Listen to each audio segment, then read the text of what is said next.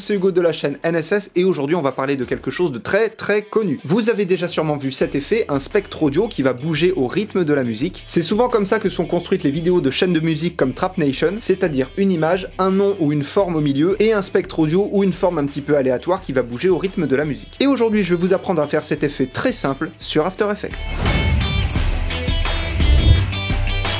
Comme vous pouvez le voir, j'ai déjà quelques éléments dans ma timeline. Mais pas de panique, ce n'est rien de compliqué puisque j'ai juste importé quelques fichiers. Pour le coup, j'ai créé une nouvelle composition, ma composition principale, mais je suppose que maintenant vous savez comment faire. J'ai importé une photo qui me sert simplement de fond et une musique qui va nous servir bien évidemment pour ce tuto. Donc une composition, une image de fond, une musique, c'est tout. Et bien évidemment, mon fond et la musique sont dans la timeline. Une fois qu'on a ces deux éléments là dans notre timeline, on va venir faire un clic droit également dans notre timeline, aller dans Nouveau et cliquer sur Solide. Un solide, c'est comme un cache-couleur sur Premiere Pro, et là pour le coup, vous pouvez le mettre de la couleur que vous voulez, c'est pas très important. Il est à la bonne résolution de mon image, je vais juste le renommer et l'appeler solide, et je clique sur OK. À droite du logiciel, dans les petites fenêtres, on va cliquer sur la fenêtre Effets et paramètres prédéfinis, donc c'est là où on va trouver tous les effets qui nous intéressent, et dans la petite barre de recherche, on va taper Spectre. Et juste ici, on a donc notre effet spectre audio, et on va le glisser-déposer sur notre cache-couleur, ou sur notre solide, vous l'appelez comme vous voulez. À partir de là, notre solide disparaît et on a juste un spectre audio tout plat puisqu'il n'est relié à aucune musique. Dans les options d'effets à gauche, on va venir modifier le calque audio et le passer de solide à Lo-Fi. Donc Lo-Fi, c'est la musique. Et là déjà on voit que notre spectre audio se modifie puisque évidemment il est relié à une musique. On va faire quelque chose d'un tout petit peu technique mais c'est pas très compliqué. Dans les outils que vous avez en haut, il y a un carré. Vous allez faire un clic enfoncé dessus, ce qui va vous développer les autres options que vous avez et vous sélectionnez l'outil ellipse. Ce qu'on va faire, c'est qu'on va dessiner un masque en forme de cercle pour que le spectre audio suive ce même masque. Quand vous allez créer votre masque, je vous conseille de maintenir la touche Maj enfoncée, de faire ensuite un clic enfoncé et de tracer votre masque. Si je vous dis de maintenir la touche Maj enfoncée, c'est pour garder des proportions égales pour faire un cercle et ne pas obtenir un ovale comme c'est en train de se faire. Donc vous faites votre cercle, puis vous relâchez le clic. Une fois que vous avez votre masque, dans les petits boutons juste en dessous de l'image, on va venir développer celui-ci, le cinquième en partant de la gauche, et on va afficher les grilles proportionnelles. Une fois que ces grilles sont affichées, vous faites un double clic sur votre masque, et là on va venir le replacer au milieu de notre image, comme ceci, et une fois que c'est placé, on reclique sur le bouton en question, on reclique sur les grilles proportionnelles, ça nous les enlève, et maintenant on a notre masque qui est prêt. Dans les options de votre timeline, notamment au niveau de votre solide, vous allez cliquer sur la petite flèche à côté du libellé, donc le petit carré de couleur. Ici vous avez l'onglet qui correspond au masque que vous venez de créer, vous développez en cliquant sur la petite flèche, là vous avez donc votre masque, et vous allez passer ces options de addition à aucun, c'est important. Vous pouvez recliquer sur la petite flèche pour refermer tout ça. Dans les options d'effet, on va passer le chemin de aucun à masque 1. En gros, on va dire au spectre audio, au lieu d'être dans le vide, tu vas suivre un chemin, et le chemin en question, c'est le masque numéro 1. Et donc à ce moment-là, notre spectre audio se met en rond automatiquement. L'effet en soi est terminé, mais on peut le modifier bien évidemment. Toutes les petites options que vous voyez là vont vous permettre de modifier l'esthétique visuelle de votre spectre audio. Alors bien évidemment, ce sera à vous de choisir ce que vous voulez, mais je vais vous en présenter quand même une bonne partie. Vous avez juste ici par exemple la bande de fréquence qui va resserrer les petites barres entre elles, si vous voulez quelque chose de plus compact. Vous allez pouvoir modifier la hauteur maximale de ces mêmes barres. L'épaisseur aussi est intéressante à modifier. Vous pouvez modifier les couleurs, soit vous cliquez sur le petit rond, ce qui va vous ouvrir une fenêtre et vous allez pouvoir choisir la couleur qui vous intéresse. Vous avez ici une petite roue qui va vous permettre d'explorer les teintes et de faire quelque chose un petit peu multicolore. Ça encore une fois, c'est comme vous voulez, et plus vous tournez, plus vous avez de couleurs dans votre spectre. Vous avez aussi une esthétique physique que vous pouvez modifier. Si je prends par exemple les options d'affichage, je peux passer du numérique à ligne analogique, ce qui va nous donner une toute autre esthétique. Il y a aussi les points analogiques, c'est un peu spécial, mais pourquoi pas. Dans les options secondaires, vous pouvez choisir la face A ou la face B, c'est-à-dire le dessus ou le dessous, ou alors juste la face A, c'est-à-dire l'intérieur, ou juste la face B, c'est-à-dire l'extérieur. Bref, l'intérêt c'était surtout de vous montrer comment créer ce spectre et comment lui donner une forme. Là, je vous ai montré en rond, mais bien évidemment, si vous suivez le même principe avec un masque qui a une forme complètement aléatoire, ça marche aussi exactement de la même manière. Je vais juste terminer en vous présentant quelques effets qui marchent très bien pour appliquer directement sur le spectre audio. Donc tous les effets, vous les retrouverez dans la fenêtre effets, bien évidemment. Vous avez l'effet miroir qui, comme son nom l'indique, va faire un miroir avec votre spectre audio. Vous avez la lueur diffuse qui va faire un effet de glow sur votre spectre audio. Encore une fois, là pour le coup, comme vous le voyez, il y a plein de petites options qui sont intéressantes à modifier, l'intensité de la lumière, le rayon d'action de la lumière, etc. Ça, ce sont des choses que je vous laisserai regarder de votre côté, ce n'est pas le sujet aujourd'hui. Là, je vous donne juste des effets qui donnent un côté sympa à appliquer dessus. Vous pouvez rajouter un deuxième spectre audio. Pour ça, vous cliquez sur votre solide, vous faites CTRL D, ça le duplique. Et par exemple, exemple, pour le deuxième, vous développez ces options, vous allez dans Transformer, et vous augmentez la taille de l'échelle, vous réduisez un petit peu aussi son opacité, vous le tournez un petit peu, et là, vous avez quelque chose d'intéressant en plus. Bien évidemment, c'est quelque chose de très basique,